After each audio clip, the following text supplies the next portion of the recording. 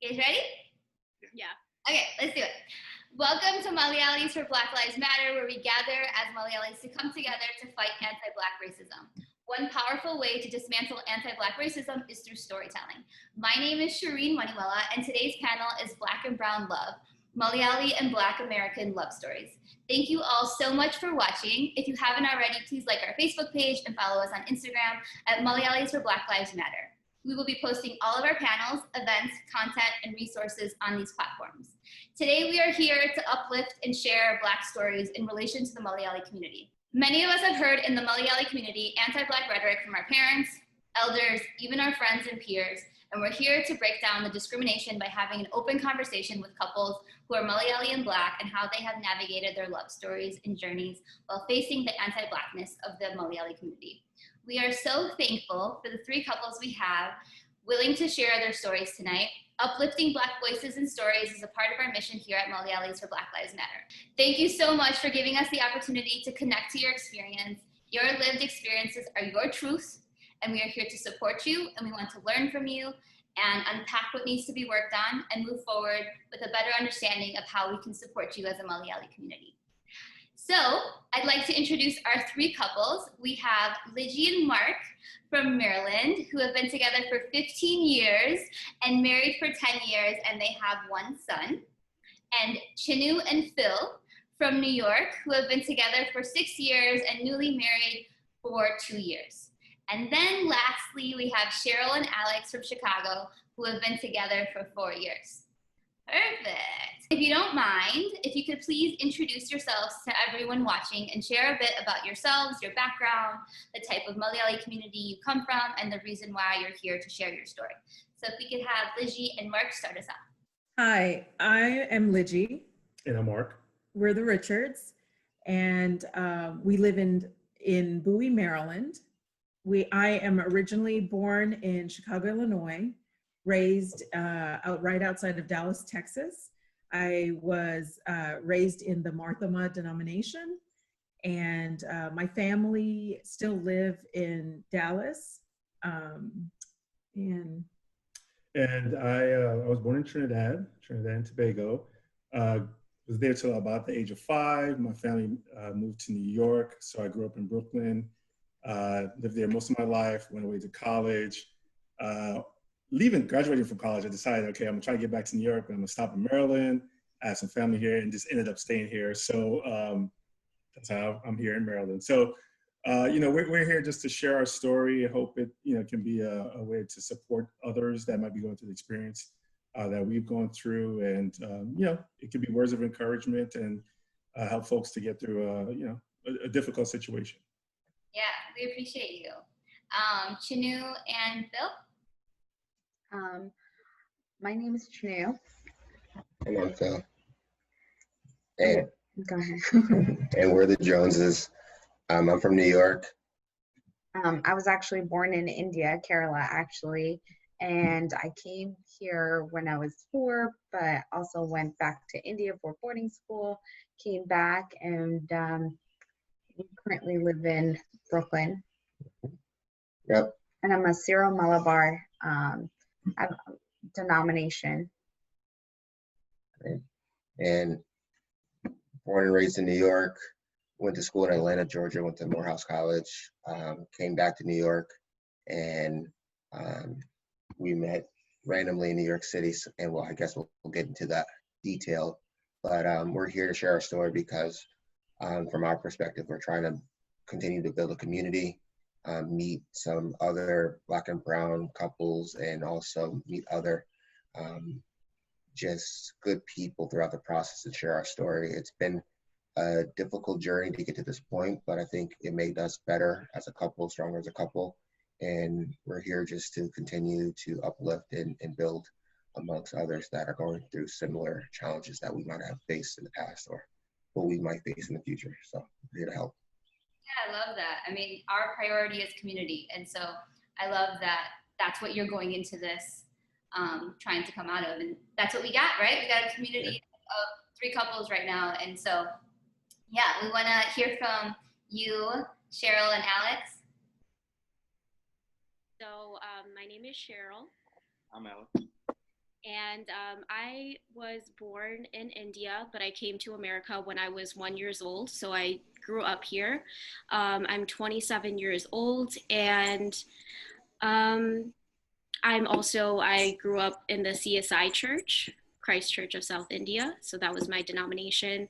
But yeah, basically the reason, I wanted to share my story and this experience is because I know that when I was, going through the phase before I told my parents, I was just trying to look for any Black and brown couple that shared my experience so I could have some kind of hope, just knowing that I'm not alone. So I hope that this helps people, and just showing, our solidarity. With the Black Lives Matter movement is so important to bring up the issue of anti-blackness in our community, and just discussing it and speaking about it and having this conversation is so important.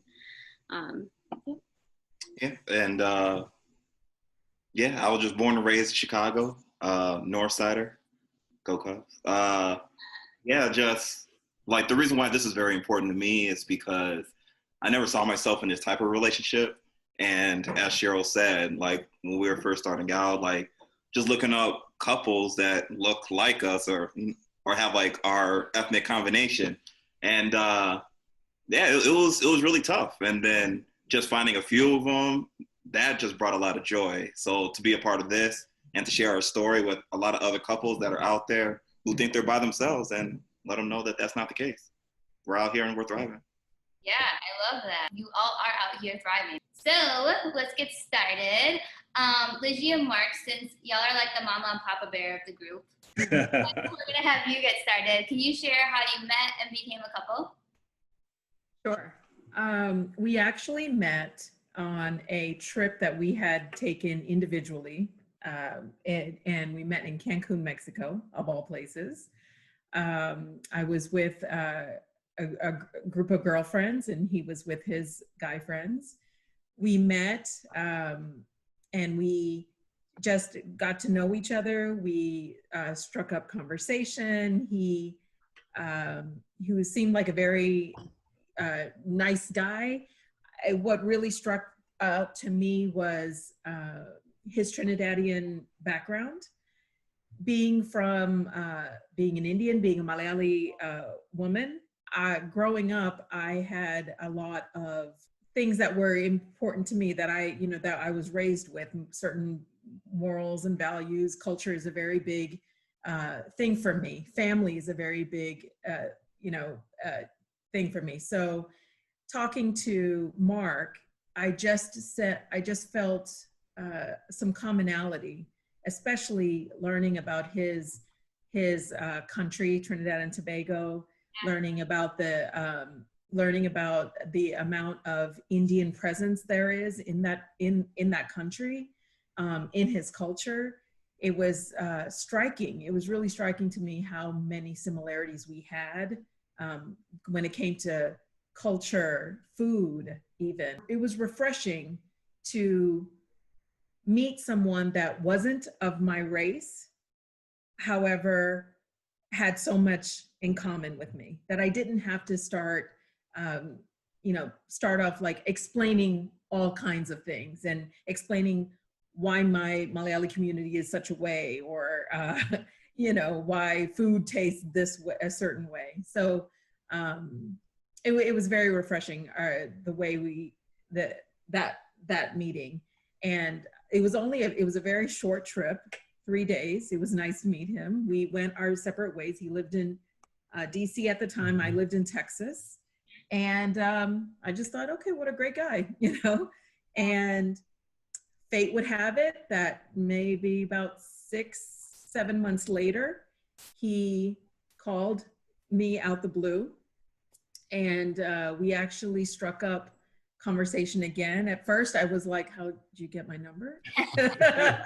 But yeah, but after that it was it was like no time had gone by, and we had become very good and even best friends in a very short period of time.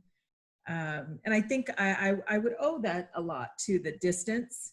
Sometimes when you have like a phone conversation, you're talking to somebody, even even when you don't have face-to-face interaction, you start getting to know a person a little bit more. And that was the case in our situation. And we were really, became great friends. I went to him whenever I needed guy advice. And, you know, we talked about everything. And mostly, really, we talked about our cultures. And the more and more I got to know him, it just really struck me how this was different from any type of relationship, friendship that I've ever had, especially with somebody that was outside of my Indian and Malayali, you know, world, my environment. Yeah. So, long story short, I moved to DC actually to finish up my undergraduate and graduate degree, and we remained friends and back and forth. At the time, I have to admit, you know, we were progressive. I come from a very I think in some ways progressive Malayali family. My parents were progressive in a lot of ways, but very strict in one specific subject matter, and that was marriage. And so, and I knew that, and even at the time, I even entertained arranged marriage. I didn't knock it. I'm a product of one, so I didn't think that you know, I wasn't going to just completely shoot it out the water. I gave it a chance. I gave it several chances. It just wasn't right for me. And all during that time, I think Marc and we always had our friendship, and he was always there for me when I was going through all these situations. So from my perspective, from the Malayali perspective, he was always there. And that meant a lot to me. That meant a lot to me, especially when I was in a city all by myself, away from my family, away from everything I knew. That flourished into us, you know, entertaining exploring the waters of dating. And an important thing I say she left out was I hooked her with food. So yeah, you know, I think he loves that story. You know, as I was going through my mind of different things to say to her and how to, you know, crack the shell and break the ice, nothing was really working. And you know, I thought to myself, okay, I'm gonna throw curry chicken out there and I'm gonna see how she reacts. Because if she doesn't react good to that, it's time to move on. And so when I told her I can cook, and I told her different things I can cook, and she was like, and I said, all right, I'm Trinidadian food, and she said, okay, what's that? And I was like, rice and peas, and you know, and then I said curry chicken, and then her whole demeanor changed. So it was like the cartoon where the eyes turn into hearts and they just keep on bulging in and out. I was like, oh, curry chicken, what's that? You know, I'm definitely a chor and curry and toren kind of girl. Okay, so that really got me. It intrigued my interest, and I didn't know much about the West Indian culture outside of, you know, there's Caribbean islands and that sort of thing. So it was an education on my part, but such a easy transition. I feel like there was so much commonality, and that really was integral, I think, in not necessarily getting along, but definitely thinking about possibly having a future together. Mm-hmm. For us, that was definitely, you know, something. If I was going to risk it all, ultimately, I needed to know that I've got his back and he's got my back no matter what. Don't get me wrong, it was tough. And many times I tried to sabotage our relationship because I just felt like, before marriage, I felt like he always said, oh yeah, I'm down for it. I'm down for whatever. I'll be there. I got your back. And I believed him, but I felt guilty. And I think the other Malayali women on this panel can understand when I say, I felt like, how could I knowingly bring an innocent person and a bystander into this type of a environment and situation? Because I knew what the stakes were. I knew what that would mean. I knew that there could be potential of me not ever having family. And for me, family is huge. And so for having to be disowned or losing and separate, having that separation, that was just unfathomable to me. And it put me in a very bad headspace for a very long time. And I didn't have anyone else to turn to but Marc. And for those days, for those times, I'm so thankful. I'm so thankful that God always protected me, but I'm so thankful that God always protected us. Because many times, if it was up to me or if it was up to Marc, we wouldn't have lasted. But there was something higher, something bigger that was happening, that was working. And I couldn't deny it. Even when I tried to, I couldn't deny it. Yeah, you guys had a beautiful foundation, right? And it definitely comes through your story. And Marc, you're gonna have to cook for us when we. He's a great cook. He's a great cook. So like me and Cheryl, we met at a previous job. Like we started training same time, same hiring stuff. I like to say that I had feelings for Cheryl day zero because like the day before our first day, HR sent us like a group email letting us know like our start times, et cetera, et cetera. And my mouse just happened to go over her email address and it had a little picture of her and her smile. And I was like, okay, you know, cute smile, bright smile, that's great. But I didn't think anything of it. And so like the first day, like I hit that corner, I see her, immediately stands out. But again, I'm just like, whatever, you know, first day of work, yeah, whatever, I'm about this paper right now. And then like we're going through like our first week and, you know, like the icebreakers, like getting to know you type stuff. And she was like hitting my boxes. Like I'm really big into music, like to go to a lot of concerts and stuff. Her favorite artists at the time were my two favorite artists, which were Kanye West and Childish Gambino, pre-slavery comment. And it's like, oh, check. Like she can't be that bad. That Friday, I ended up bringing, it was Casual Friday, I ended up wearing a Childish Gambino shirt from a concert. And that sparked conversation. And then I was just like, okay, there might be something here. But then, yeah, like during the course of that, like I would just walk her to pick up her cap and gown and stuff because she just graduated from her undergrad. And then throughout the time of us working together, she was just really cool to talk to, very easygoing. She reminded me a lot of my grandmother who passed like a couple years prior. Just felt like everything just kind of aligned for us to kind of be together because we ended up finding out later on that we grew up next to each other. Like I'm on the north side of Chicago. She grew up in Lincolnwood. We're literally neighbors. My grandmother used to take me out to Lincolnwood to visit her friends. And then we find out that we were in the same place, same time one time during an old track meet in high school. And then we ended up finding out like, oh, you were there too? You know what I'm saying? So it was just like, it felt like God kind of delivered us to each other just because of how well that we worked out. We started dating August of 2016. And yeah, we've been together for almost 4 years now.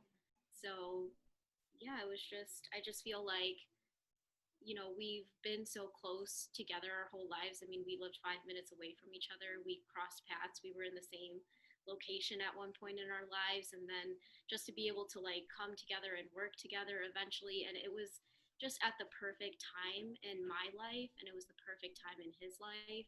You know, we weren't dating for a few years for both of us. You know, before we started dating each other, we took that time to just be single. And so when he did come along, like I was actually ready to date and he was ready to date as well.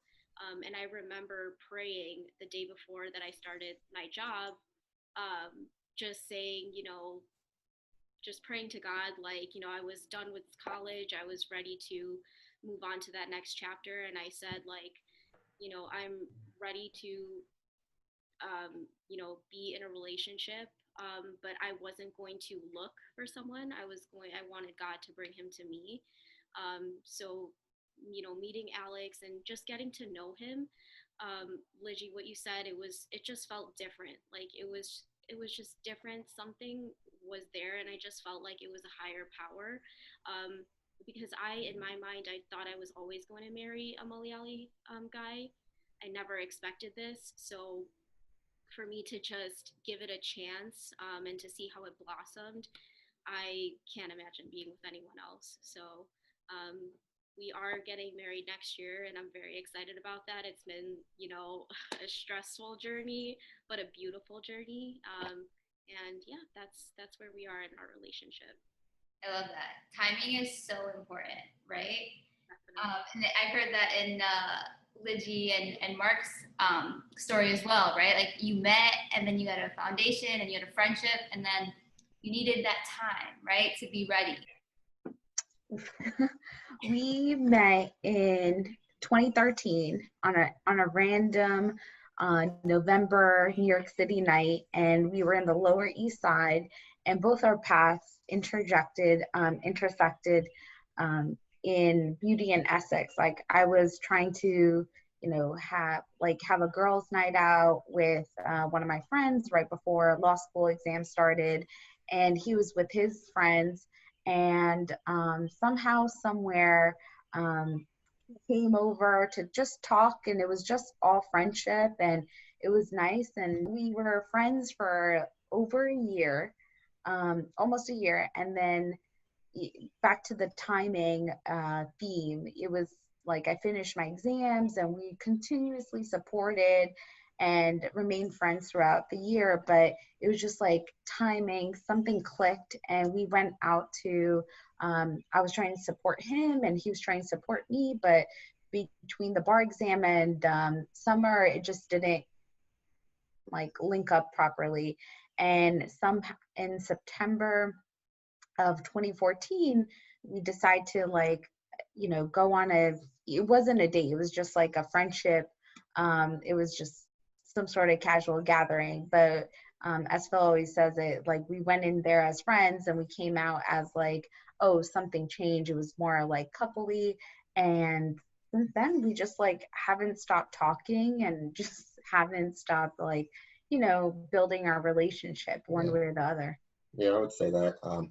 I guess from my perspective, how we met goes back to how the theme of naturally just crossing paths, and it seemed like destiny to meet your partner in this respect. So when we went out, I do remember it was one of those days I was out. It was a long work day. One of my friends had just suggested, let's go to Lower East Side. We were kind of, young guys running around the city, and I remember this vividly. Like it was snowing, walked outside. I'm not sure if anybody listening or viewing remembers or knows the McDonald's that's on Lower East Side. We stumbled outside. There was a mob of people that said, just follow us. So I was literally about to get into a cab and go home. And for whatever reason, they were just like, let's go. So I jumped in with the group, and they bring me to this pawn shop looking place. And I'm like, where is this? I had never been in Beauty and Essex. And so I, go inside, and it turns into this really elegant, beautiful restaurant. And my friend, he kind of had a character. He's like, let's just go upstairs. It seems really nice. And there was like this structure where there's a bouncer, and they had all these things. And he just like lied to the bouncer and said, yeah, we're on the list. They'll bring us upstairs for whatever reason. So it just seems like all these things are happening. And then I walked past Chinnu and her friend, and I had noticed her out of the corner of my eyes, but didn't speak. And then at one point she had gotten up, gone to the bathroom, or had left. And I sparked conversation with the friend because, to be quite honest, she was eating something that was kind of funny looking. So I was like, what are you eating? And then naturally Chinnu came back, and as much as we did become friends, I did find her to be very attractive even in that moment. And what grounded us in that conversation was family and talking about more, I guess, deep topics for somebody to have met in that moment. And we, the three of us, all stayed in contact, as we mentioned. And I remember we were in a group chat for that year. I was actually pursuing some entrepreneurial aspects where I did an art gallery showing with a buddy of mine, and building out my website, building out the actual event. Chinnu was one of the sounding boards that gave me advice and counsel throughout the whole process. And the day of the actual event, her and her friend showed up, and we have pictures from that moment, and we look back on it as a fond memory. But that just shows like small moments that built into real foundation. And then I do remember naturally we just started texting one-on-one outside of this group chat, and it, you know, when you have that connection, when you don't stop talking. And I don't know what the conversation, what led us to just talk one-on-one, but it was very just organic and like just pure. Like I just remember I would wake up waiting to hear what her response was, and going to sleep, staying up, trying to text as long as I could. And we were doing it. I had an event that I was invited to. It was a Remy Martin tasting. So we went there, and it was very like a fancy event where you could, you know, make your own mixture, like they were trying. So it was just fun. But when we went there, we were friends. But when we were in the actual event, it just felt like there was a deeper connection for us, and it was very nice, and I just really enjoyed that. So that's how we met. It was fun, it was random, and I also really pride myself on meeting my partner in a real setting, like at New York City story. Like she loves the show Sex in the City, and it's like one of those things where it just happened. So yeah, when Chinnu, when you were talking about how you guys were friends at first, I was like, I feel like Phyl maybe Phyl was interested. I wasn't really plotting, but the support system was real. Like I was putting myself on a limb when it came to these types of projects, and feeling that I could trust her with asking her advice or critiquing me on any aspect of that project. I had to feel grounded, and she did ground me. Yeah. And I mean, it sounds like from all three of you, you just have like a very strong relationship, right? It's about that partnership, which is so beautiful. I love to hear that. So now we're gonna get into the family stuff. So I'd love to hear from Cheryl and Alex. What was that experience like, introducing each other to your families? I'll go first. I'm a simple answer. I grew up in a multiracial household. I grew up with my grandparents, and my grandfather, he's like Spanish and Polish, and my grandmother is a Black woman from Michigan. So I grew up in an interracial household. I never thought anything of it. Like I've heard stories, but whatever. But my family was completely like welcoming of her. Like I said, like she reminded me a lot of my grandmother.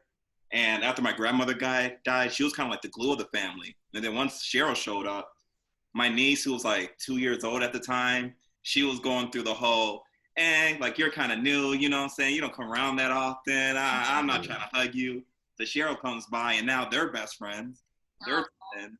My niece and she was like the glue that kind of brought my family back together, because she's like, yeah, this new exciting fun woman that's in my whole family was like, it's about time, you know. So yeah, my family was great. They welcomed her with open arms. That was such a beautiful thing to see, it like being embraced by someone's family. You know, because at my past relationship that was pretty serious, it was a Malayali relationship, and their parents weren't accepting of me, and like they didn't even know me. So just going through that, like I already knew what Alex was going to go through, and it just hurts, like not being accepted by a family, you know. So with him, like, it was just such a beautiful thing that I was just embraced. When I told my parents, I wrote them a letter. So it was pretty difficult for me to communicate with my Malayali parents in person, just because with Indian families or Malayali, parents, it's kind of hard to communicate about dating or just anything related to that. When I sent the letter, I sent it on January 2nd, because January 1st, New Year's Day, is my brother's birthday. So I'm like, all right, let me just send this on the 2nd. It was a new year, so I'm like, I don't want to go into this year lying to my Malayali parents. I just want to get this out there. So I sent the email, the letter, and the next day, my mom called me first thing in the morning, and the first thing she said was like, "Are you sure?" And I'm just like, yes, I'm sure. And she was like, okay, you're like, your dad's, really upset about it. And yeah, that day, for the next 5 months, I did not speak to my dad at all. And the only reason that we ended up talking after 5 months is because I was graduating with my master's. So they had to come. They live in Texas. They had to come to Chicago for my graduation. So that's actually the first time that I actually got to talk to him. It was definitely tough. It was hard to have the conversation because he was just so shocked, hurt, just upset, just didn't know what to think. I mean, it came out of left field. And even till this day, it's pretty a strained relationship. It's still there. We can still communicate and have a conversation and it be friendly and cordial, but it's not the same as it was. Another thing that I like to say, that God is a very mysterious person and definitely moves a lot of chess pieces. When Sheryl was mustering up the courage to be like, all right, I'm going to tell my folks, I'm writing everything down, I'm going to have everything ready just so I know what I want to say. A mutual friend of Sheryl and Lijy's, she was celebrating her graduation, I believe. They did the graduation New Year's Eve. It was supposed to be a low-key party, ended up being a much bigger party. So the party was supposed to be just like this girl's friends. Yeah. But it ended up, and this girl is part of the CSI church. I go to church with her.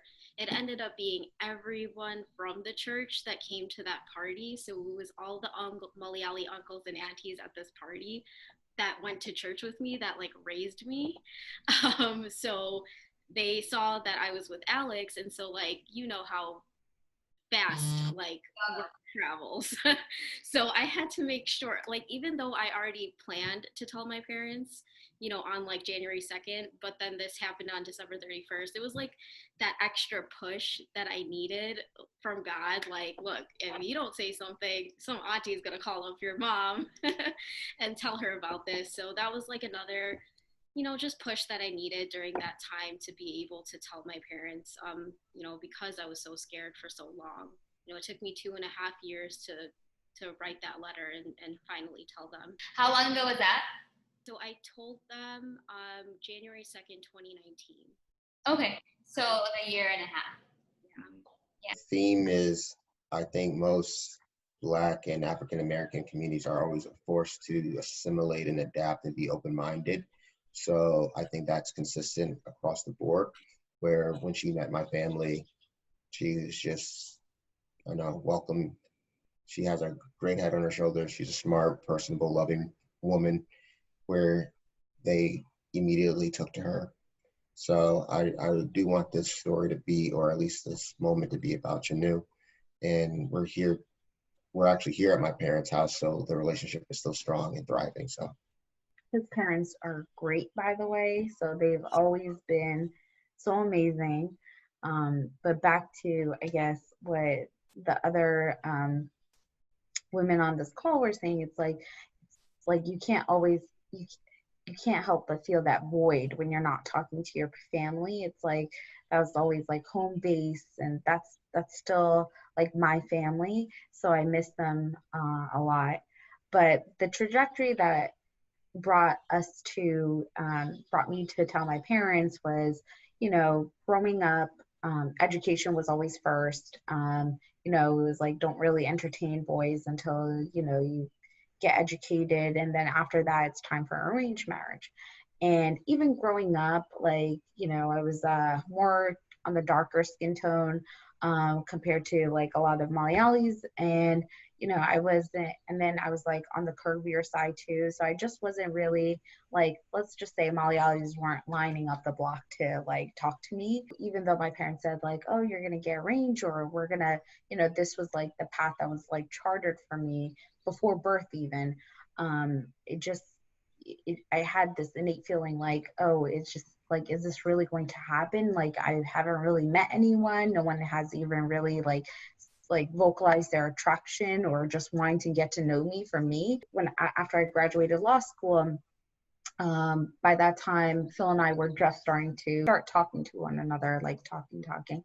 And then I was like hesitant, you know, both of us were like, I just got out of school. I know the trajectory that my parents lined out for me.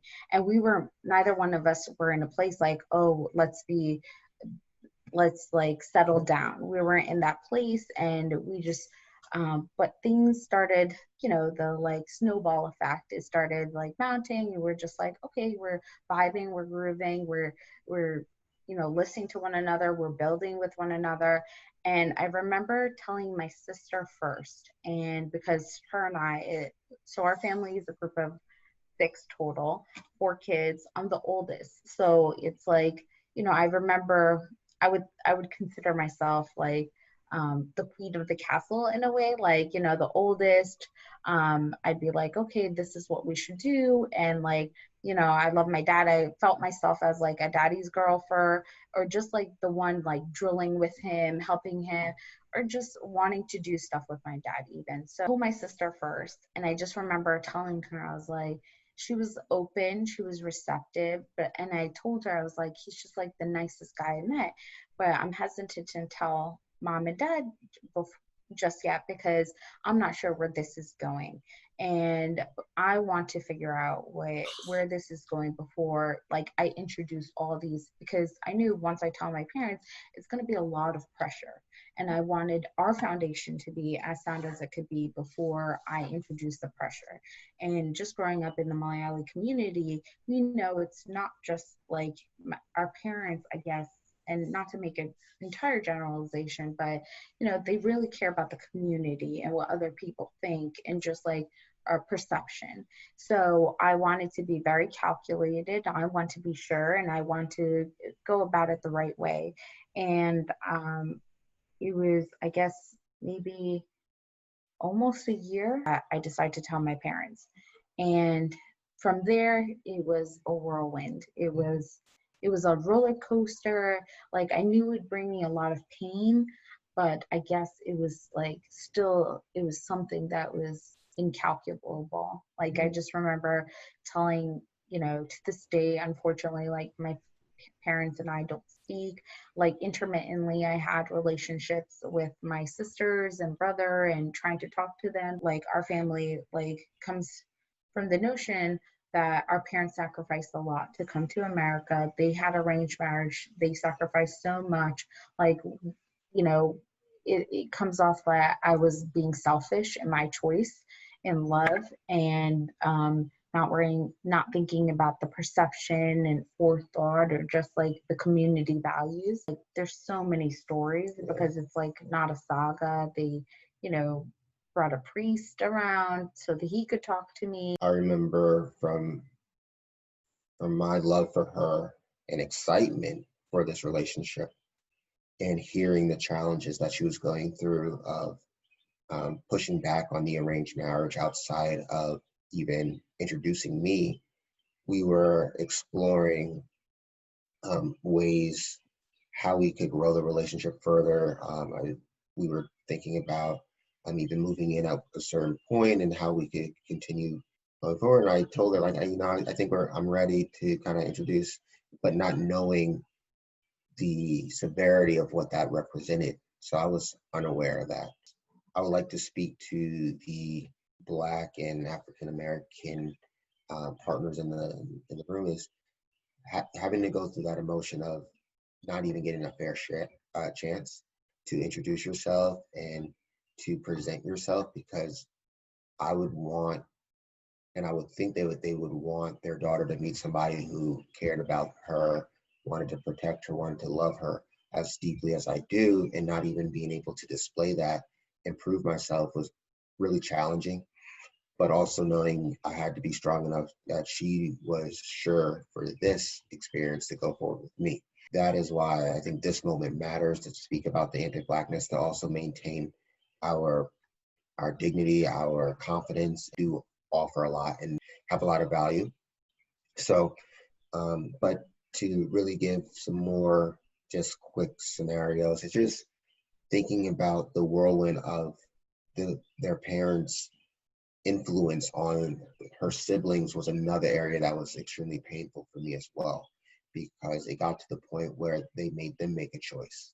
And ultimately they chose the family outside of her. And I see a beautiful, accomplished woman that is independent and a great citizen to this world that's adding so much value there. How could you make that decision to not want to continue and foster a relationship with her? So that's what's painful for me and for us, what's going through. And that's why this community is very important for us. We had met one time, ironically enough, we were up here visiting, and this is after, and when I say up here, we're upstate New York, and her family lived in New Jersey, and they had a very rocky communication pattern. Like, it would be very intense, you know, why are you doing this kind of conversations? And then there would be radio silence for an extended period of time. So the time that we actually met them, I've only met them once, seen them twice, but we were upstate at my parents' house, and we got a text message out of nowhere, and they said, "Where are you?" And we're looking at each other, and we're like, "Okay, are we gonna say where we are?" We're like, "Yeah." And so her dad and brother said, "We're gonna come see you." And so we gave them an address at a restaurant to meet us at, and we had lunch. And even that relationship was very difficult because there was so much anger and pain that they felt towards her, but we also felt like we were on the defense of saying, like, this is positive, like this is a positive experience, where we were very thoughtful and calculated when we were introducing this experience to you, so it would be as optimal as you would want. And it just seemed like the conversation could never get back to a positive thought to really bring us, you know, full circle. So we left our conversation trying to make a commitment to them, like, hey, she would come back and visit, and we would see each other more, and we would communicate more. And, you know, those comments and agreements kind of fell short, and we never really was able to get over a certain point with them, not from a lack of effort. And I guess the other time is we went to her home, and we tried to just knock on the door and say, "Hi, we're here." And that just didn't turn into a fruitful experience at all. So it's been difficult. So we still are open, and we want to meet them where they're at, but we can't deny our relationship and our life. And so we're here to, you know, keep moving forward.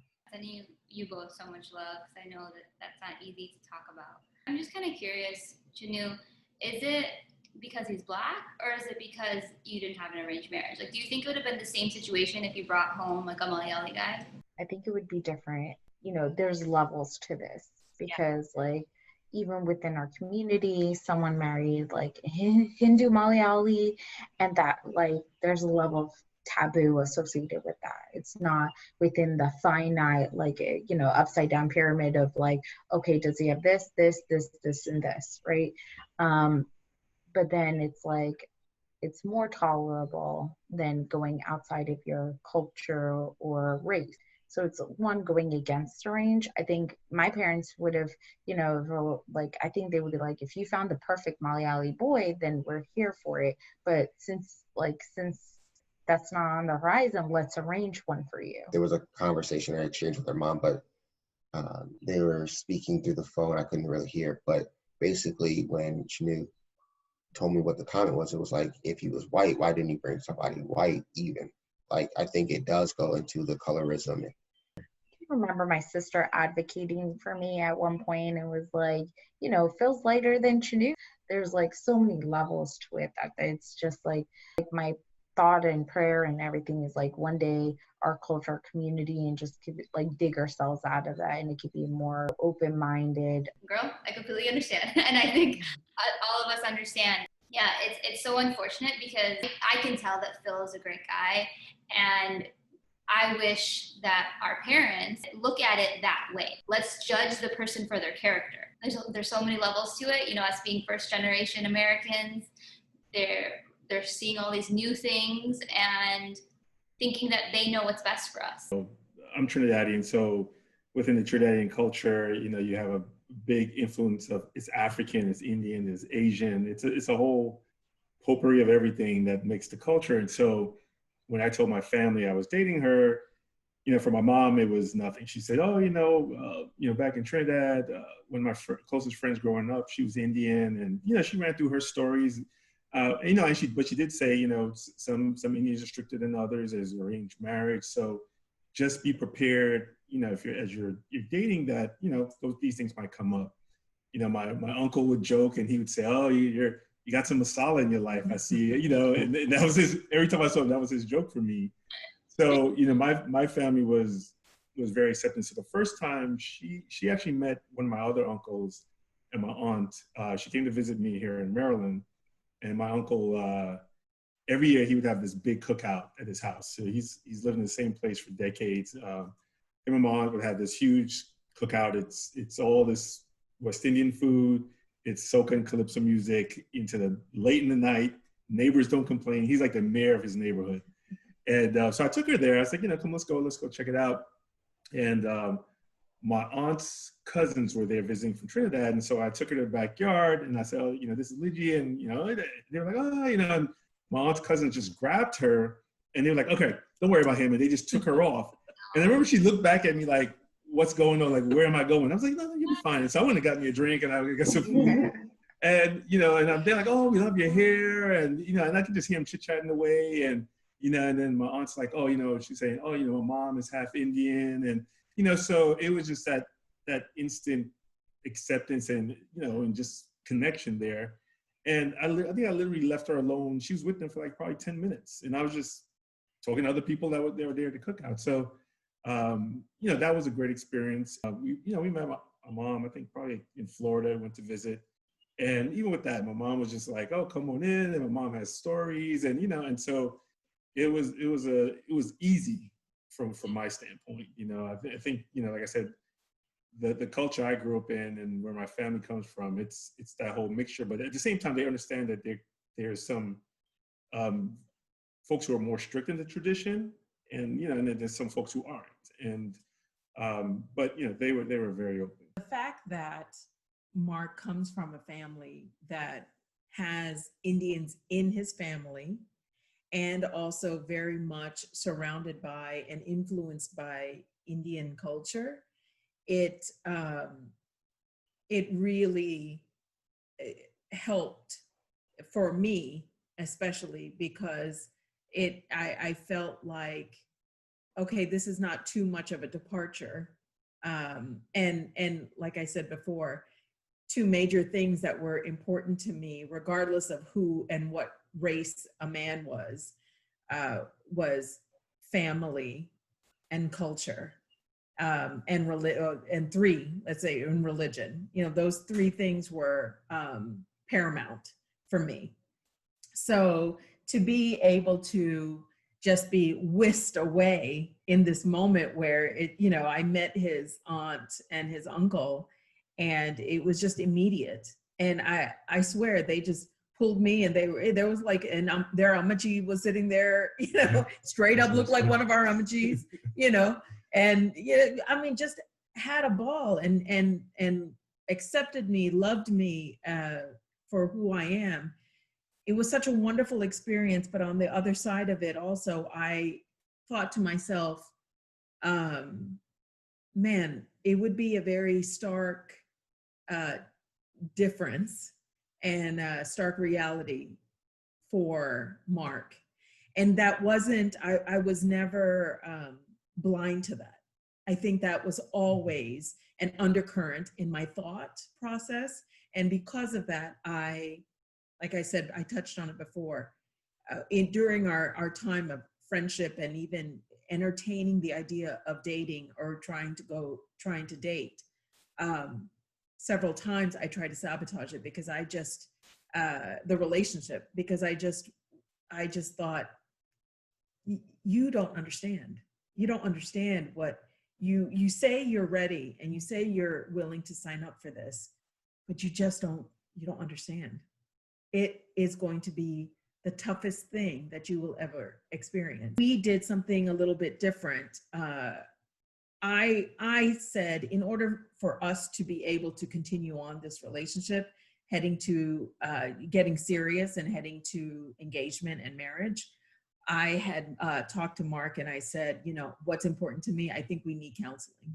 I think we need to have a third party really lay it out, really hash out the differences. And I need to have that reassurance. And honestly, I thought me saying that, just as a man, especially not just African-American and Black culture, but Indian culture, we don't, what? Therapy?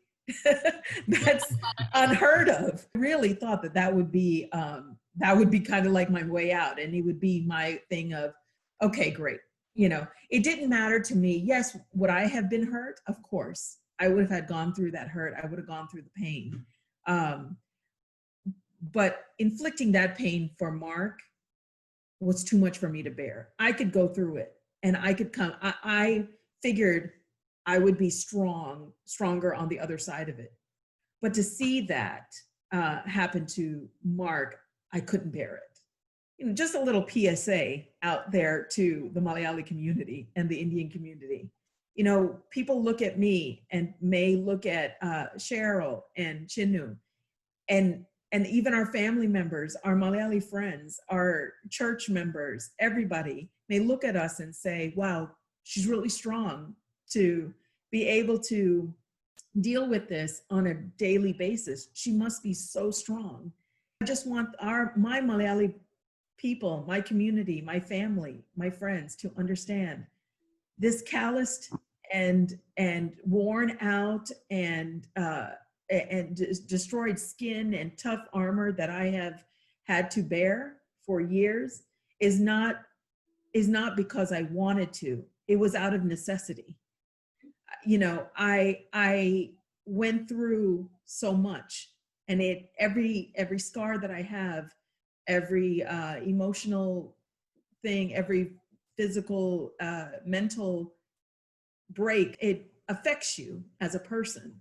Public service announcement, Malayali people, if you have friends, if your family members are here and they're going through this, it's so important to reach out to them. We talk about allyship, especially with Black Lives Matter, and it's so crucial that we are allies to our Black brothers and sisters.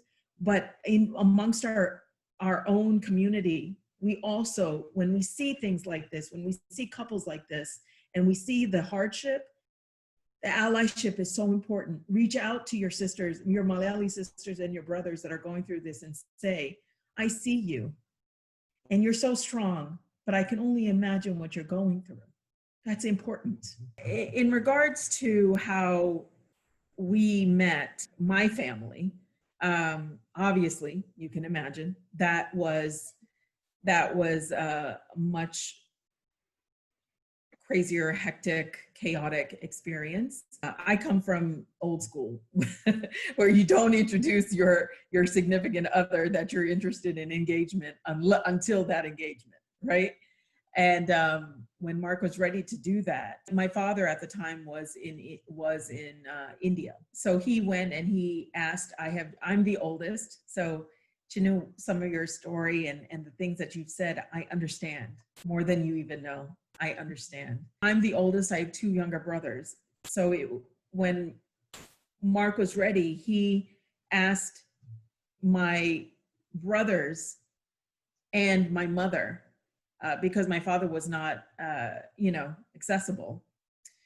And so he asked for my hand to them. And I thought that was such an honorable thing. You may have thought about contacting Dad in India. Yeah, I did. And, but, you know, I thought, okay, you know, understanding what the situation was, I had to say something to the family. So I reached out to her brothers first, who I had met previously. And then, you know, and her oldest brother, you know, I talked to him about, you know, as far as like talking to her mom and how to do that. So he gave me some things to say. But I remember even he said, you know, you gotta, you know, just be mindful. This is something that, you know, you're going all in for, you know, and there's a lot of stuff to come with it. So when that happened, my relationship with my father was already a bit shaky. I was Daddy's little girl growing up. Me and my dad, we were best friends. We did everything together. My father is the one that got that I purchased my first makeup with, not my mom. Yeah. You know, my first skirt and dress I bought, my father was with me. So those things, to have the complete juxtaposition of the other side of it, when it came to marriage, I made that decision to go against what my parents wanted. That was a huge, I think, slap in the face for my dad. In our case, I don't think it would have made a difference if Marc was white versus Black. I think my father was just very adamant about, and my family is very adamant about staying in the Malayali culture. And if you ask my dad, at one point, my father said, there are 3 million Marthamites in the world. Lijy can find one out of that 3 million. That's what set up. That was my path. For me to make a decision outside of that and not to honor my father, that was a huge hit for my dad. Once Marc asked my mom went and told and spoke to my father about it. From that day onward until about a couple of years ago, my father and I did not speak. We did not speak for almost 8 years. It began when we first got engaged, all the way through our marriage. That was tough. And not only did that happen, but there were so many other aspects to it. I think I mentioned before, I come from a very large family. My mother's side, I have 16 first cousins. I'm the oldest. And so I was very much that role model type setup. You know, if Lijy does this, what are the kids going to do underneath her? If this is okay, if we accept this for Lijy, then all the other cousins, all the other kids are going to just run amok. I think it was just scary. I was definitely one of the first pioneers in my family to step out of my Malayali race and culture. The first time that my father finally decided, he came back to the States, came back to Texas, and the first time he accepted the fact of meeting Marc and speaking to him, he had some ground rules. You know, we had to meet in a very neutral territory. From that moment when Marc and I got engaged, I was not allowed to go back to my home, the home that I grew up in, my parents' house. So my cousin on my father's side, ironically, was the one that actually provided the venue, you know, facilitated the meeting. And I'll never forget it. It was Marc and I, my mother and my father, and my cousin. So at that time, you know, my cousin was put in this mediator type of role. And believe me, he didn't want to be there. You know, who wants to be there in a situation like that? I'm sure he wanted to be there to support you, though. But he did. And the fact that he even allowed us to have that house, his home, that was huge. I tell you, it was very awkward. We first walked in, and it was just this whole setup. Now I laugh about it. It's kind of crazy. But before, you know, Marc has this earring in his ear, and you know, I didn't care either way. But I remember my mom saying up until this meeting with my father, you know, my mom was like, Lijy, maybe you should tell Marc to take that earring off, you know? And I was like, who cares? Like, it's so tiny, you would think it's like foil or something, or like a glitter, you know? So I was like, it's not that big of a deal to me, Mom, actually. And so she was like, okay, I'm just saying, you know? So, you know, she didn't say anything else. I thought back on it because I thought, you know, you're going to accept and you're going to take him for who he is. Yep. Earring and all. I mentioned it to him so that he wouldn't be in the dark about it. And I do remember you having a conversation with your mom about it. Yeah, I mean, because I was sort of like, no. I was like, no. Like, I just, you know, not to say my earring is anything, you know, like it's nothing religious or like anything like that, but it was like, all right, that's who I am. Yeah. And, you know, you should accept me for who I am. And my mom was like, no, I understand. But she was like, just consider it, you know, just to, you know, do like a peace offering. And literally, I didn't decide to take it out until we got to the door of the house. And I think we rang the doorbell, and I just said, you know what? And I just thought to myself, you know, just to not to put anything out there, anything to just use against me, I'll just take it out. That conversation was 4 hours long. And much of it was Marc and my father talking, you know, and really my father asking and really surprised at the commonality between Trinidad and Tobago and Kerala. You know, they were talking about chaka, and they were talking about all kinds. Yeah, jackfruit is chaka. So yeah, all of this stuff. Like my dad was just, yeah, his mind was blown at the fact that, wow, you know all this stuff. You understand what this means. When we got up to, you know, say our goodbyes, my Marc is 6'3", and so is my father. And I remember my father getting up, and my father is a very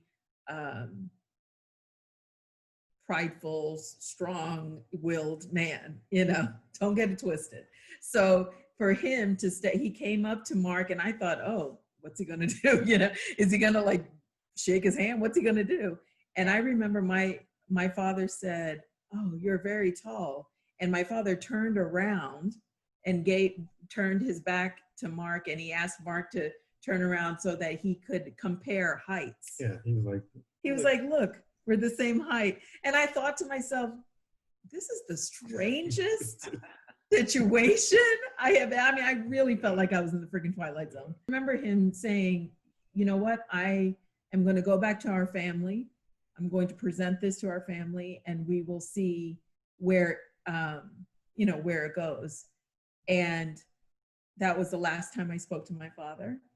That was the last time I spoke to all of my family members, except for my brothers and my mom. Our wedding, I only had 2 cousins there, 1 brother. My youngest brother was away in medical school, and he couldn't make it back.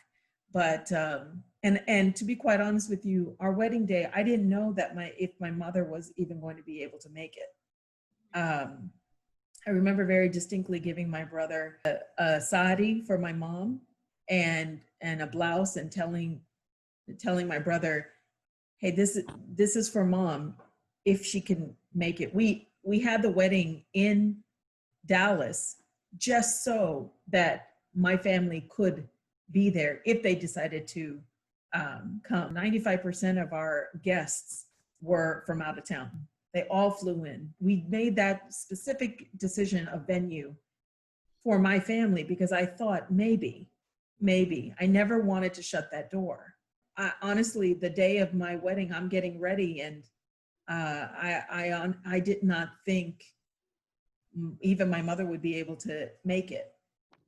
And I remember very distinctly me in the bathroom getting ready. of my suite. My makeup artist actually starting to put my makeup on, and there's a mirror in front of me, and I remember looking in the mirror and I see, this figure walking behind, in the background. And I was like, okay, I really need to go take some medicine or something because I think I'm hallucinating. And because I swear to God, that looks like mom. And I didn't say, and then all of a sudden, she started coming closer and closer. And I just remember, I thought, wow, I'm seeing a ghost. I really thought I was going crazy. And I turned around and it was her. She said to me that morning, we got married on a Sunday. So my father was getting ready to go to church. He said, Mommy, let's go. I'm going to church, get ready to go. And my mother, who is the definition of subservient Malayali mom, said to my father, no, Daddy, I'm not going to church today. I'm going to Lijy's wedding. And he said, no, you're not. And she said, well, then if I'm not going to go to Lijy's wedding, then you need to take me to the hospital because my heart is going to break. I say all this to say, for many years, we had backlash from my aunts and uncles. I didn't have a relationship with my father. As a matter of fact, many times my mother, through it all, she was the one that constantly just kept it in my father's ear, drop always persistently talking, and like a little bee or mosquito in his ear. And for her to do that, to take a stand like that, I knew I loved my mom before, but our Malayali women, they have struggled a lot. And sometimes, most of the time, they go without being able to speak and articulate for themselves. And it's not because they're not intelligent. They come from a different time, a different generation, and they're not cut from that cloth. So through that many years, I had to understand that. I also had to understand and accept the fact that my father wasn't ready. And anybody, Malayali or otherwise, that has met this man right here, falls in love with him immediately. There's no question, there's no doubt. And I think that the American media and society in general, but our people, our Malayali people, buy into this whole idea of Blacks and African Americans are only one type. They are uneducated. They must be doing drugs, and they must be, doing all of this stuff. And that's not true. It's a perpetuated lie. Our immigrant families need to understand and know that some of them, most of them, have bought into that lie, those lies, lock, stock, and barrel. And we've got to change it. We've got to change it. If not now, then when? God forbid something happens in this country and our African American brothers and sisters are not, don't get the equality and the justice that they deserve. Who do you think that they're going to come for next? Yeah. We have to understand that, and we have to be very, very open to that. We cannot be closed-minded to that.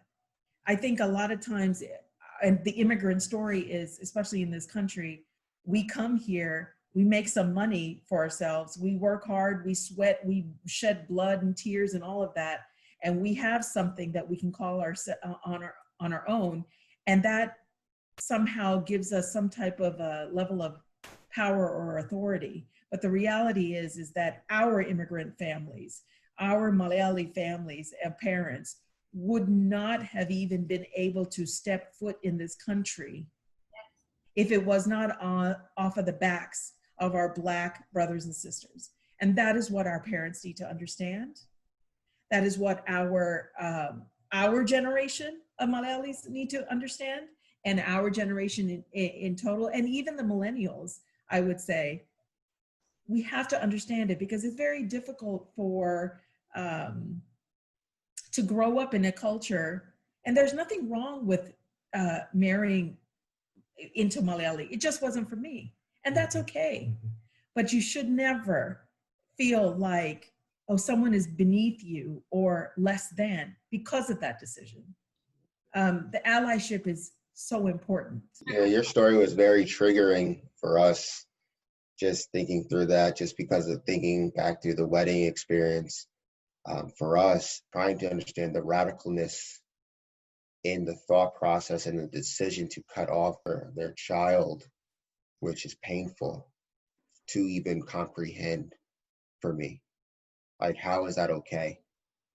And I will never understand it, and I don't think I can ever support that. But I need to call it out, and it needs to be addressed. So that's something that's troubling for me. And then also when it thinks about the wedding experience, we actually did the complete opposite and made a joint decision to have a destination wedding because it would be too painful to know that her family was within a drivable distance and chose not to come. And that is heartbreaking for me. So we made it our own. We actually were proud to say we got married off the Amalfi Coast in Italy, and it was a beautiful experience. We had a very magical moment, but it was our moment, and it was not tainted by any negativity that could resonate out of either hatred or racism or things like that. But just wanted to say that there's different ways to handle these types of situations, and whatever brings you closer to your partner, something that I wanted to highlight. So triggering. And back to what Lijy was saying, it's like, you know, you're from the outward appearance, it's like you have to put on this rock solid armor. Like, even maybe I think like my parents think like she has no feelings or anything like that, but like, you know, I think only Phyl would see like those like crying at night, waking up crying. It was just like that painful. And then I do think in some sort of alternate reality, like where they met him, like they'd probably be closer to Phyl than me. Like, you know, like he's just that kind and that lovable of a person. He'd probably like, you know, I was the one who hated doing chores inside the house, but Phyl would always be like, you know, let's get into anything. There's still that like hope. I think hope keeps me alive, and like in terms of like one day they would realize that this is, you know, this is not a solution. Like cutting off family like is not a solution. And I think there's moments that like I wrestle with my guilt too, that like, you know, Phyl has shared so much of his family, and like, you know, I feel like I've just brought like with the respect to family and the impact of just pain and trauma. Like it's just, you know, he has his own feelings about it and what he's encountered. I have my own feelings, back and forth of like the pain that's in the air sometimes. Like even recently it was like Father's Day, while I was like so blessed to like, you know, spend it with his father, and you know, we celebrated. It was like, you know, there's still moments that every holiday that I try to, you know, take some time to try to reach out to my family. Like every like year I try to, you know, I'm consistently trying to, you know, interact with my family. And you know, I just hope there's an opportunity to realize like this is beyond color, background. It's just a matter of like two people trying to make it. I know exactly what you feel. I know exactly what you're going through. And I would say to you, through all of this, you have to get to a point where you have to understand for yourself that now your family is Chinnu and Phyl.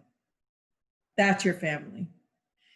Yes, you have a mother and a father and brothers and sisters and cousins and aunts and uncles. Yes, you do. I do too. But once you made that commitment to yourself with Phyl and you, when you made that covenant of marriage, that is between you guys and God. So that is who your family is. And if and when your family members, your father, your mother, your siblings come around, that will be icing on the cake that you are building and you're making right now. It's very important that you understand that. It's a very hard thing to get to that point. It takes a lot of strength. Marc knows the sleepless nights, the crying, the depression, the anxiety that I have went through, that I continue to go through at times when I hear about some family members making comments or family events that I would have 100% been a part of, but it's just like they are continuing on, and it's like I don't exist. It's painful. In order for you to be able to move on, you got to look for the silver lining, and that silver lining is you and Phyl. It was something that kept you guys together. There is a drive in you. There is a love between both of you that is unshatterable. And the stronger that link is, the stronger your family will see that, and they will understand it. Yeah, is it hard to carry around this heavy ass armor? Yeah, it is. It's a burden. We shouldn't have to do it. But in many ways, your dedication and your love for your husband, it will show through, and it will prove things to your family. Your actions will speak louder than any words can say. So I hope you take that as solace, because no matter what, that's what we go through. We still go through it. We still go through it. And this is why I say to our community, it's so important. It is so important to reach out. And when you see things like this, anybody, Black and brown love, brown and white love, any type of interracial, but especially in Black and brown relationships, because there are so many other aspects and facets that come into this, that affect it and affect people's biases and affects people's ideals and thoughts about a person, about their character. It's so important. I would do anything to protect this man right here, for sure, 100%. And I know that is true for you, Chinnu, and for you, Sheryl. I know that's true. Thank you, Lizzie. You're like filling my soul right now. I appreciate this so much. And I shared with you all before, like this hits home with me because my oldest sister, similar to you both, her husband is Black. There was definitely pushback in the beginning. And you know how, Chinnu, you talked about your siblings. For us, it was like, Susan's getting married to a Black guy. Okay, like she's our older sister. That's what she's doing, And then, my parents also came around to it pretty quickly. And I joke about saying, like, I think my parents need to put together a course on how to support your kids. I understand how this is all different and very challenging. I just think that we need to be open. For me to hear that you don't have a relationship with your family, like that really hurts to hear that, because I could see it in you that, it's painful. And that they're not giving these amazing men a chance just because of their race. Our group is called Malayalee for Black Lives Matter. And so we want to kind of chat about that. Like, what does that movement mean to you? And so let's start with Sheryl and Alex. Well, for me personally, really like all it means, and like I've really been thinking about this lately, and for me it's just validity, like what Black Lives Matters means to me is I feel like in this day and age and on a global scale that we really need to, as a nation, we need to acknowledge our past in order for us to continue growing forward. And I believe that what Black Lives Matters is acknowledging the contribution to society what Black lives have made, not only to this nation, but on a global scale. And that the agendas that were made prior in order to, suppress and oppress not only Black lives, but people of all color. I believe that this movement is a pioneer because I believe that as Black people continue to get the validity and the fact that our lives mean something, the fact that our contributions go a lot deeper than what you've seen on your media screens, I believe that this is what will pioneer other rights. Once everyone as a whole is able to address, like, okay, Black people have been treated unfairly, we acknowledge that, but not only do we acknowledge that, not only are we not going to turn a blind eye to it because we're benefiting from it, but it leads to the change that, in my opinion, will lead to more rights for women. It'll address the Native American issue that we have going on in this country. I feel that because of our contributions that can't be denied, once those things start coming around and we start getting to the prominence that we need, I just feel that as a nation, we'll be able to pioneer more change on a global scale. Malayalis for Black Lives Matter movement, it just means stepping up, like speaking up for anti-blackness in our community, in our Malayale community. It's so prevalent for generations, and I feel like, now it's finally coming to light with, the model minority myth, just that Indians, like the white people have made it seem like Indians or Malayalis or just anyone, Indians are better than Black people. That model minority myth is so dangerous. Puts it in our older generation parents' minds that, like, oh, we can't associate with Black people, or we cannot have them in our family because we are liked and we are, accepted by these white people. So that's where, like, that anti-Blackness comes from. And without Black people, we would not be here.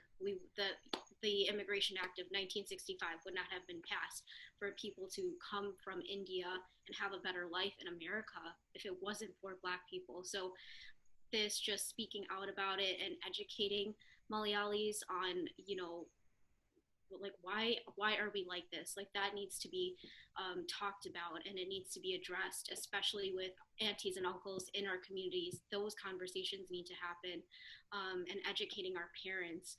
So I think, like, our generations and, older generations just talking about it will start that conversation to then take it to their homes, because it really starts at home and, like, how you raise your kids.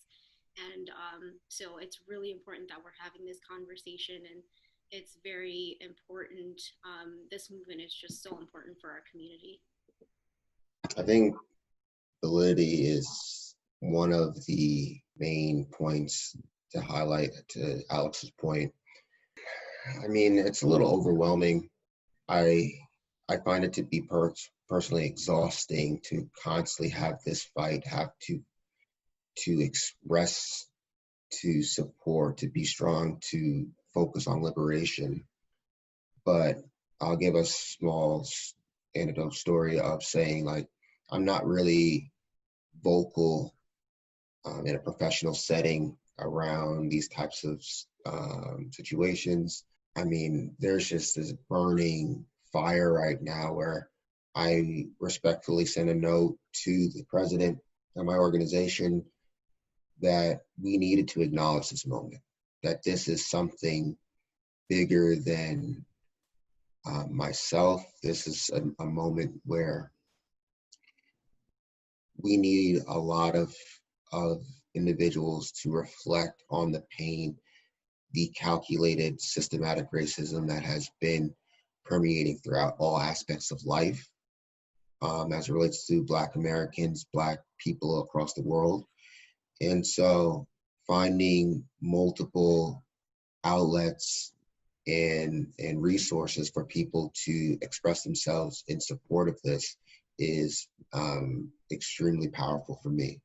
So finding a community that, or at least having an outlet where my wife and I can be represented in a very positive light, that then shows another layer of support for the Black community is something that's needed, and it hit home for me. So I really wanted to be involved. I wanted to share our story, and I wanted to know that we are not stopping as it relates to just the social impact, but also the relationship and how we can really intertwine and show that there's beauty and love that comes from us. But specifically for Malayalis, for Black Lives Matter, I think growing up in a culture, in a community where it was like very like sheltered and xenophobic, it was like church, school, family, repeat. And you know, not a lot of people talked about the socio-political issues around in America. It was just back to what Lijy was saying. I believe that you come here, you make money, you immerse yourself to the extent that you need to, but follow the cultural values that you were raised with. And then, you know, my parents have a plot of land in India that they're trying to retire to. But then I think it's like kind of penetrating the bubble, that it's not a bubble. Like all of these impact my brother, all these things impact all of us. Like my brother's also, like darker than both of us. And you know, who knows if he's like walking out in the middle of the night, they're not gonna be like, are you Indian or are you Black? And then like, you know, he could be targeted. And also talking to different aunties and uncles about this and kind of checking them and like, hey, like these comments, like I've been called a carnby before when I was little, and maybe people do it to this day, but like the derogatory comments are not acceptable, and no, it should never have been, but it should never, like moving forward for future generations or anything like that, it's just intolerable. Time, I feel it's like the wake-up call that and the shake that this country needs. I think, you know, for a while it's sort of been this attitude of, well, you've had a Black president, so racism is gone. You know, you've made it in corporate America. You've advanced to this. You've advanced to that. So what are you complaining about? And you know, folks just gloss over the racism that's institutionalized. You know, and you know, it's sort of like, how many times I'm supposed to watch a video of someone that looks like me being killed, and then go to work like nothing happened. You know, and I think that's one thing a lot of us, you know, like people, especially if you're in the corporate world, you have to struggle and deal with. You know, so there's times where I've cried in front of my wife. You know, I've cried to myself, and then I have to go to a meeting, and I have to act like everything's fine because, you know, I can't show my Blackness in this meeting, and I can't be too Black. I gotta have a good smile. I can't be seen as, you know, too assertive or aggressive or anything like that. So for me, I think it's just to really shake this country and wake this country up to just things that we just gloss over. You know, the treatment of Native Americans. You know, like it's just like they were here first and they were made second class, third class citizens, and we just sort of just gloss over it. So, you know, I think this time it feels different, and I think it is. And I think, you know, the support of the Malayale community and support of other non-Black communities is making a difference here. And I think for me, you know, having with our son, you know, it hurts and stings a little bit more when you see and hear these videos. And, you know, and so it's one thing is if it's me and I can feel like, all right, I can defend myself and I'll do whatever I need to do. But then it's like, okay, you know, and I told Lizzie this, you know, maybe 3 years ago, you know, I already had in my mind the conversation I'm gonna have with my son about how to interact in this world, in America.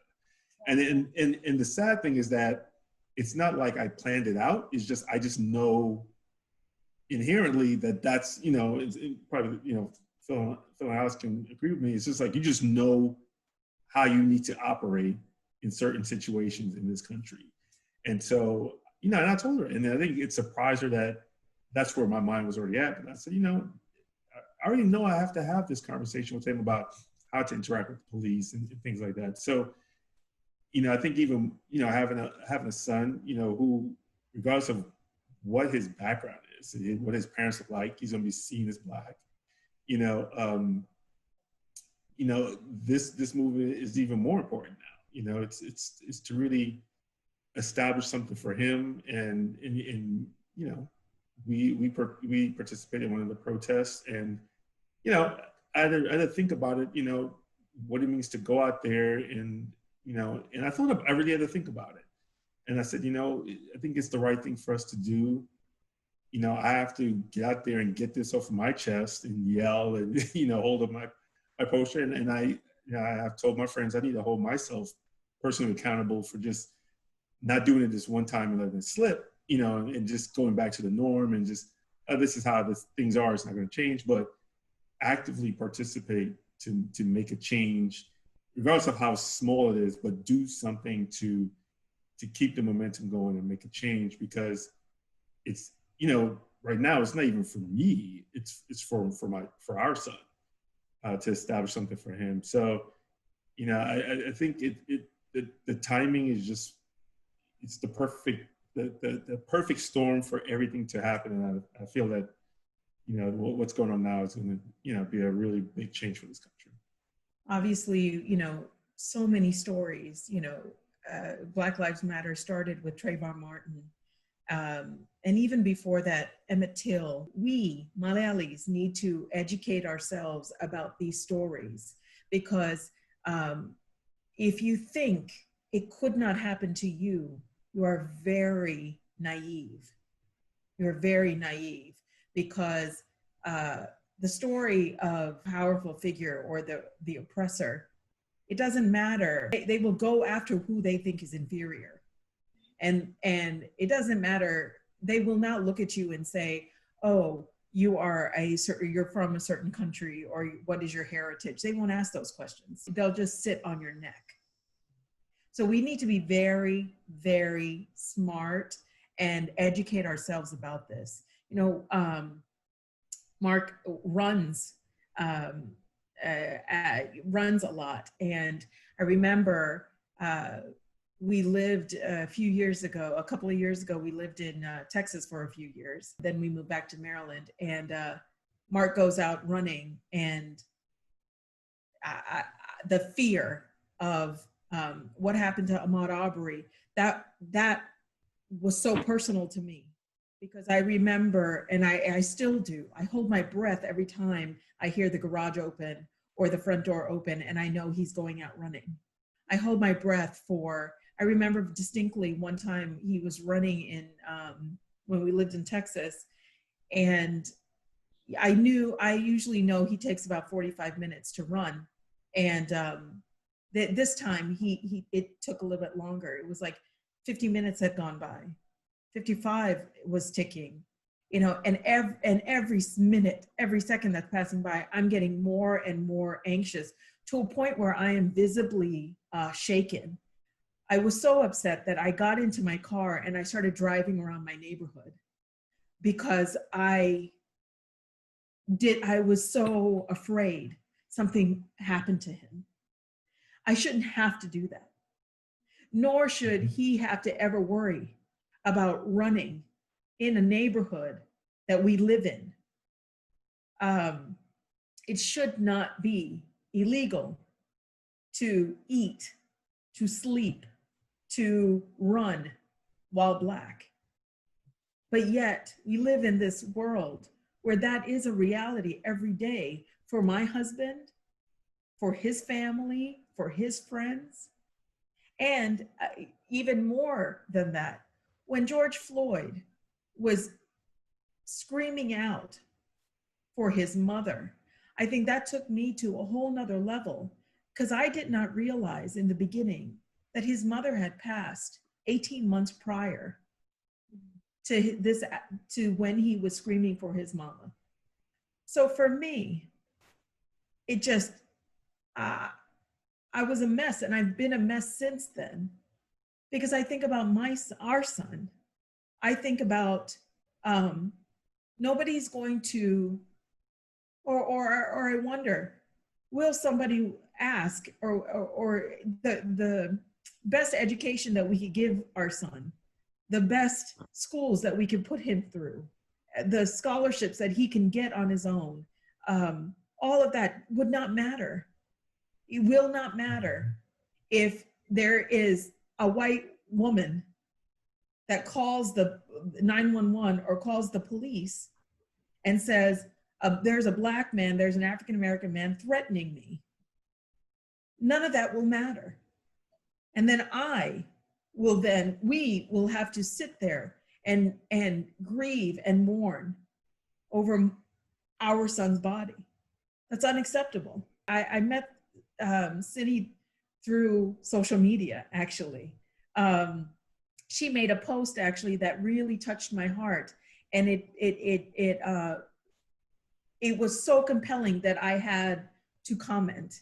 And I commented, and I basically said to her, what you're saying, what you're doing is so important. It's so important to say, and this hits home personally for me. So I want you to know, please continue to do it. So Malayalis for Black Lives Matter, it's a personal thing. It's not just, I raise my fist up in the air and I protest and I'm gonna do my thing and no, it's personal.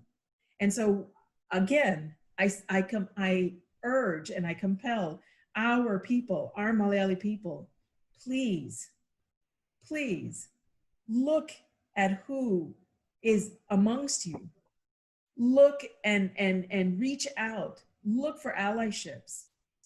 Don't just turn your IG screen black for one day or post up a couple of quotes on your IG stories and think that you're doing something.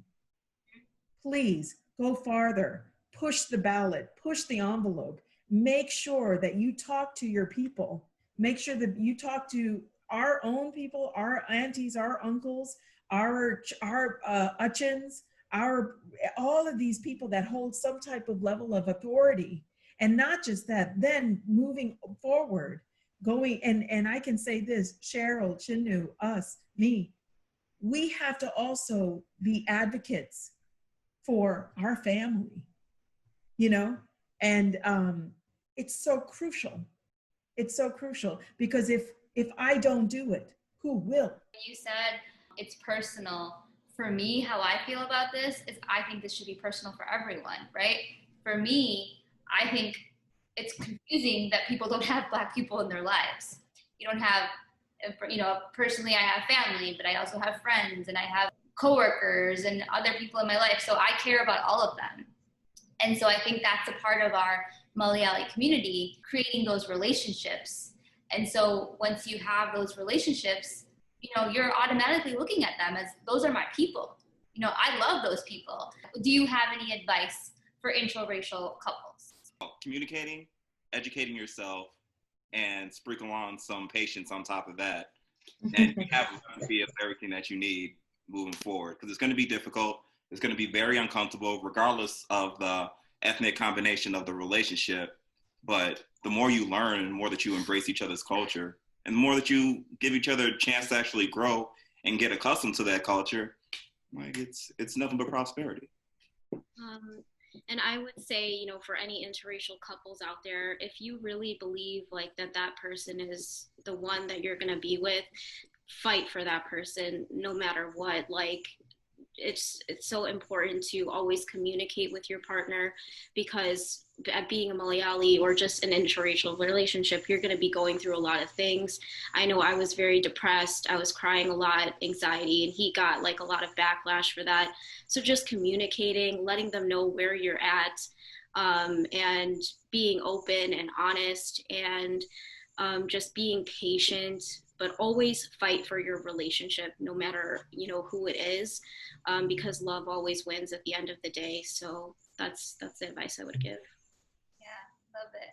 Phyl and Chinnu, do you have any advice for interracial couples? I'd say stay true to yourself. I think that's the North Star that we've tried to follow. And we built on top of that. We were okay, let's take it here and then here and here. So we kind of try to process our own thoughts, take calculated decisions, and also like, you know, it's about us and figuring stuff out internally, and then like when we're ready, like we'll tell the world. I think what I struggled with, and even with like my family, it was like, oh, why'd you hide this for so long? I think that's something that they hung their coat on, and was like, oh, you lied to us, you betrayed us, like that was the thing. But you know, like I need to do it on my own time, and I need to feel ready, because I wasn't trying to betray them. I'm not trying to insult them or disrespect. It was just more so like, you know, I need to be sure, but also I want to make a calculated decision. Celebrate your relationship, to always remain prideful. I think about our combination and all the differences that we have, and I think it's just so exciting to go into that journey.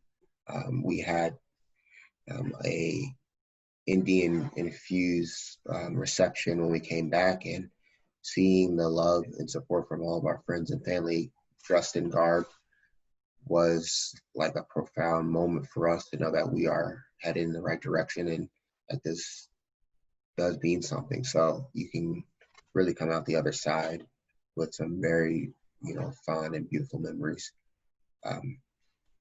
Ultimately, the term is like you have to be true to yourself, and I think that's something that resonates with all of us. Just, we did it our way. We're excited about it. We will support each other, and it's not easy. And I keep stressing how much it's important to reach out to others. And social media is that conduit to building those relationships. So search for people, find them if you can, and cultivate those relationships. Because sharing these stories and seeing some aspects of yourself and others has been helpful. It means a lot, so it goes a long way, and just gives you the confidence to continue to pursue that this is the right decision. One more thing I'd add is I'm always appreciative how much Phyl is willing to learn about my culture, and I think we bounce that off of each other. Just like it warmed my heart, because he's always like paying attention to, like, you know, sometimes he can't stomach the 4-hour Malayalam movies with like 5 song and dances, so I'll give him a pass there, but he gets the gist. I think he tries a movie, but like even now, I think Lijy said Amachi, and his ears perked up, and he was like, oh, she said Amachi. And it's like part of that process where it's like we're from different backgrounds and cultures, but that's something to be celebrated, and we're learning so much from one another. Like our playlist, our wedding hashtag was chill wedding, because CHYL. But we have a chill playlist, and it has like Indian music. It has just like a whole array of, you know, different vibes. And the advice I would give like interracial couples is like, you know, celebrate it all. It's beautiful. It's the immersion of 2 cultures, and there's so much to learn. Yeah. A last quick story. I tried to make tandoori chicken, and I forgot the yogurt, and the spices were like so crazy, but I was trying to surprise her, and she came home, and I guess I was cooking so long that I didn't smell. Like I was just normal. It was just, I was in the house, and she's like, what is going on? But it was a effort of love, and we didn't really eat it, but she knew where my heart was. I say don't do it. No, I'm just kidding. You waited till the end to say that? Yeah, exactly. It's like all y'all made a mistake. We made a mistake. No. All joking aside, if you're gonna do it, best believe, be ready for a ride, the ride of your life. Know 1000%. If this person is not your ride or die, and you are not willing to go hard in the paint and go until the wheels falls off, that's not the right person for you. And that's your litmus test. If you're not willing to see yourself with your partner on the other side of that fire that you have to walk through, that's not the right person for you. I definitely echo what Phyl and Chinnu and Sheryl and Alex say. You have to celebrate your wins, and you have to mourn together the losses. That just makes you stronger. That's all it is. It makes you stronger, and it builds resilience in you to make sure that okay, we still got it. Okay, we can do it. You know, it's a check. Like, we still in this? Okay. You know, be yourself. Because, you know, if you love this person, then, you know, just the way I think, it's like, how does someone who doesn't even know me tell me that it's wrong? You know, so you haven't taken the time to get to know me and understand why she loves me. And so how can you tell me that what we have is wrong? And so, you know, you got to be confident in what you're doing and who you are, and stay true to yourself. There's a lot of patience. A lot of patience involved. You know, I hear all the guys say a lot. Patience. yeah. You have to be patient. You have to.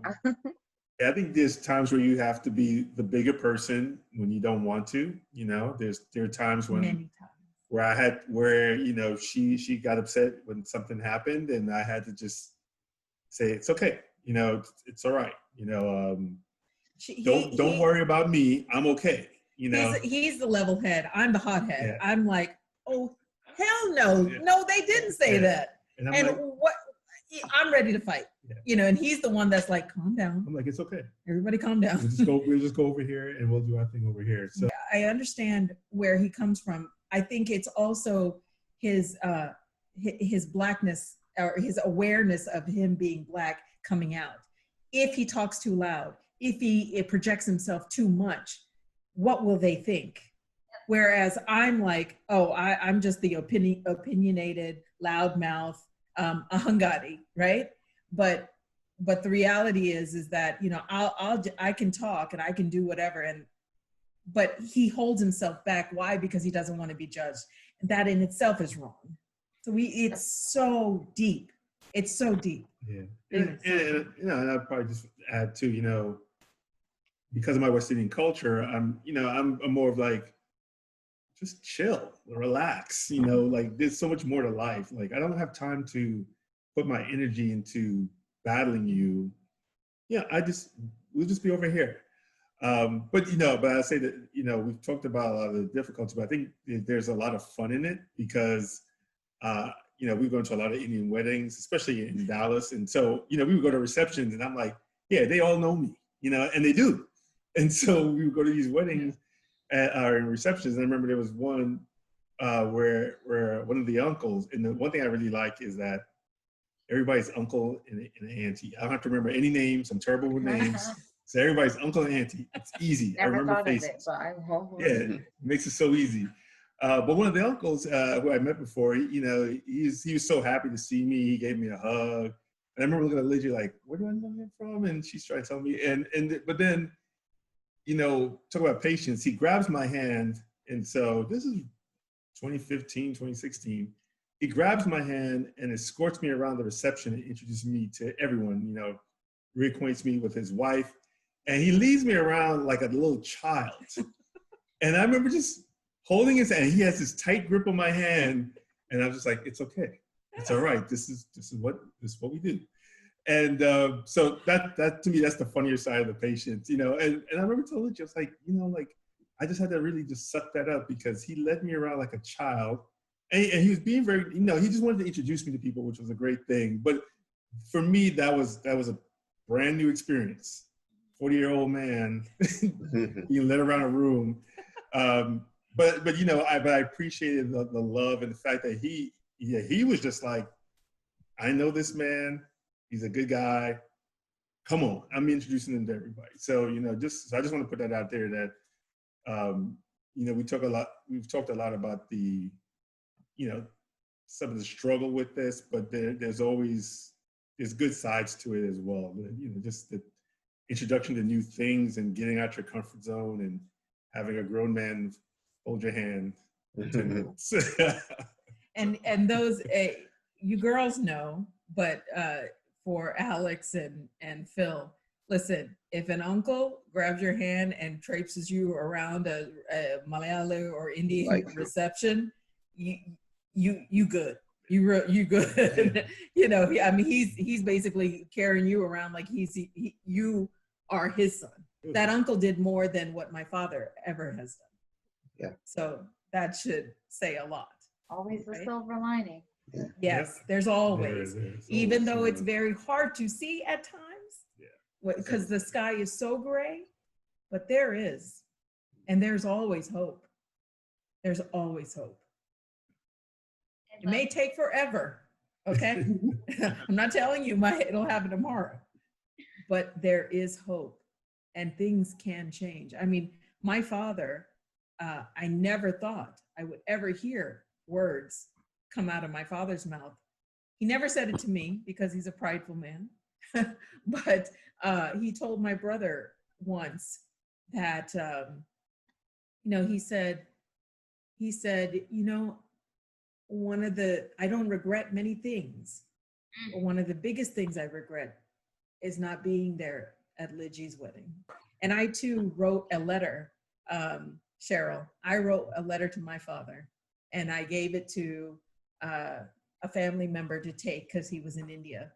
And I didn't know if he was going to tear it up, burn it, you know, put it through the ground, never read it. I had no idea. And I didn't tell anybody what the contents of that letter was or that I wrote it. The only person that knew was that family member that took it to him. Weeks later, he had called my mom and he had said, I received this letter from Lijy and I'd like to set up a call. And that began our relationship, 8 years, almost 8 years later of not speaking. So it will happen. I never believed it could, but it will happen, but it will not look the same. And so I say to you, Chinnu, try not to make expectations like, oh, I'm going to get this relationship back the way it is. Maybe you don't need that relationship the way it was. You need your father and your mother and your family to accept you and to love you the way you are now. I'd love to speak to anyone that's watching this, any family member that, you know, you're in a similar situation that you may not agree with a family member or a friend dating a Black person. You don't want to have that regret. You know, you can't take that back. You can't take all that time back, all that pain back. And so really think about, is this worth it? These are intelligent women and they were making conscious decisions, and these are great men. And so I hope that we can look at people for their character. We can look at people for who they are, look past all of this anti-Blackness, racism. I really hope this video sparks conversation within families and communities. We need to, when we hear those words, when we hear this anti-Black rhetoric, we need to call it out right away. We are behind those days where we laugh at stuff, that we let stuff go. When we hear aunties and uncles say things, no, we're done. We're done with that. We're gonna say things, and you know, you can say it in a respectful way, understanding that they may not understand you, but please keep at it, because that is how we dismantle anti-Black racism. Our community, the Malayalis for Black Lives Matter, we're going to continue to come together as a community to support each other and uplift the Black stories because they're important. And so please continue to join us. We hope to build a Black and Brown love series later on this year, so please stay tuned. We will have these beautiful people involved, and I know there's so many more people and so many more stories we need to hear.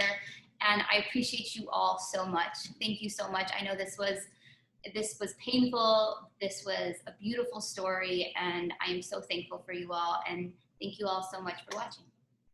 Bye.